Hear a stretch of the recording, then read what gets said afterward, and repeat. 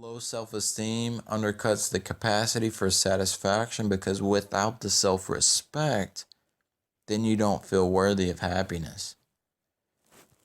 When we have unconflicted self-esteem, joy is our motor, not fear.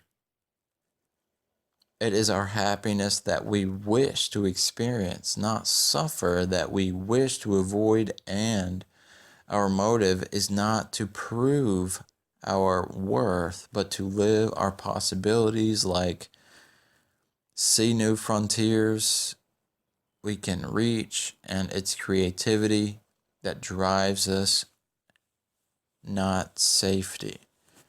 Growth versus protection.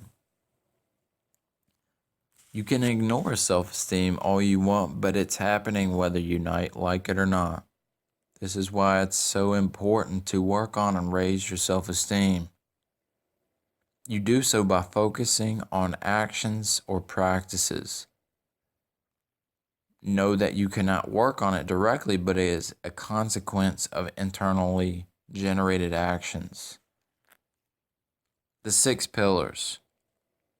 1. The practice of living consciously. Basically, having a mindset that is active and seeking awareness versus being passive and not bothering. We can't feel competent or worthwhile conducting our lives in this mental fog.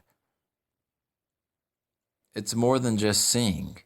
It means acting on what one sees and knows by being concerned to know if your actions are in alignment with your purpose or values. Context determines it because there is a time and a place that's appropriate to be conscious and unconscious. 2. The practice of self-acceptance. The 3 levels of meaning. 1. Being on my side. 2.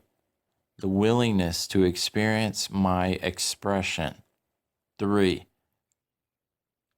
Being passionate and compassionate about myself. 3.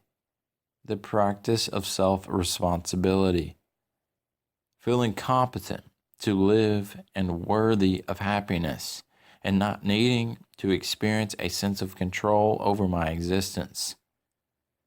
Taking 100% responsibility for my life and my well-being and not blaming.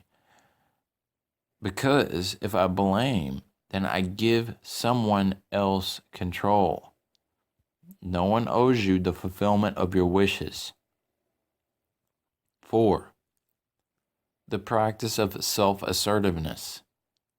Being fully confident and congruent, saying, I have the right to exist. And knowing it and saying it and meaning it are 2 different things. Self-assertiveness means honoring your wants, needs, values, and seeking the appropriate form of their expression.